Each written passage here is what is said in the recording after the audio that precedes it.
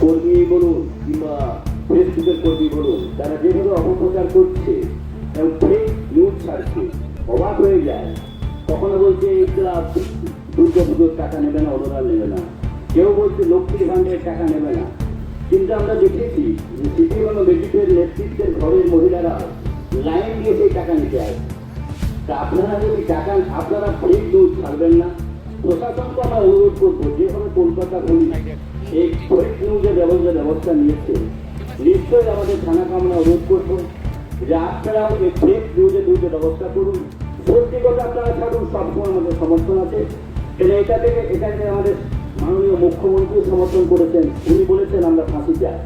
প্রথম দিন থেকে যেটা প্রতিবাদ সভা সকাল থেকে আমরা দেখছি ব্যাপক মহিলা পুরুষ সভায়, কি বলবেন এটাকে? আমাদের রাজ্য নেতৃত্বের নির্দেশে কালকে আমাদের মিছিল করেছিলাম আমরা ইন্ডিয়াতে। আজকে আমরা অবস্থান ধর্মঘট করেছি যে বিজেপি এবং সিপিএম যেভাবে ফেক নিউজ চালাচ্ছে, এবং কালকে আপনারা প্রমাণিত দেখেছেন যে নাগরিক সমাজের নাম করে বিজেপির নেতৃত্বই তাদের সাথে ছিল। এবং আমি বলেছি আমাদের কর্মীদিকে যে আপনারা সচেতন থাকুন, তারা পশ্চিমবঙ্গের মাননীয় মুখ্যমন্ত্রীকে বদনাম করার চেষ্টা করছে।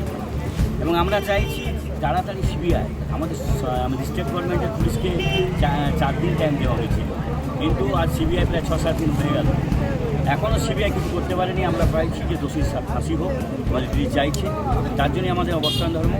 দিদি যেভাবে আমাদের আন্দোলন করতে পারবো আমরা সেইভাবে আমরা আন্দোলন করতে প্রস্তুত আছি। দাদা, কালকের যেটা বিক্ষোভ মিছিল বেরিয়েছিল তাতে মানুষ খুব নাকেহাল হয়েছে, কি বলবেন এটা রোডের উপরে? বিজেপি সিপিএম 35 বছর সিপিএম দেশটাকে খেয়েছে, বিজেপি এখন ভারতবর্ষ থেকে চলেছে, প্রায় 11 বছর ধরে বিপর্যস্ত করে গেছে ভারতবর্ষকে। এদিকে মানুষ প্রত্যাখ্যান যখন করেছে তার প্রতিফলন হচ্ছে, মানুষকে অসুবিধায় ফেলে এসব করার আগে থেকে কোনো ইনফরমেশান নেই, থানাকে কোনো জানানো নেই। আমি তো বলবো যে থানাকে এগুলো উপযুক্ত ব্যবস্থা করতে হয়, থানায় যখন ছেড়ে দিলে খুব বেশি আছে। তাই আমরা বলবো যে সুস্থভাবে থাকুন, আমরা সুস্থভাবে থাকার চেষ্টা করবো। আমাদের মুখ্যমন্ত্রী প্রায় শান্তি শৃঙ্খলা বজায় থাকার জন্য, তাই বিরোধী অনেক বক্তা আছে, আপনার বাংলাকে তারা বদনাম করার চেষ্টা করছে। যেভাবে হাসপাতালের ঘটনাটা হয়েছিল তখন পশ্চিমবঙ্গে কোনো মানুষকে দেখতে পাওয়া যায়নি, এবং সিপিএম বিজেপি তারা ক্ষমতা থেকে বদলাম করার চেষ্টা করছে। এবং দিদি সবসময় বাংলার প্রত্যেকটি মানুষের সাথে আছে। একত্রিতভাবে দুর্গাপূজা যদি বন্ধ করে দেওয়া হয়, প্রত্যেকটি বাঙালিদের ঘরের সন্তানদের বা বোনেদের তাদের ওই যে পুজোর সৌন্দর্যতা নষ্ট হয়ে যাবে, এবং অনেক গরিব মানুষ তারা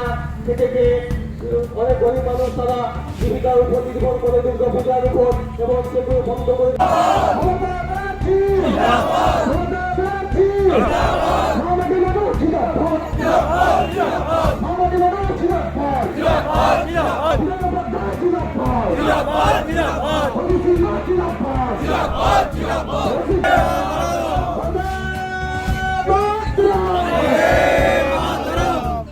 ধন্যবাদ।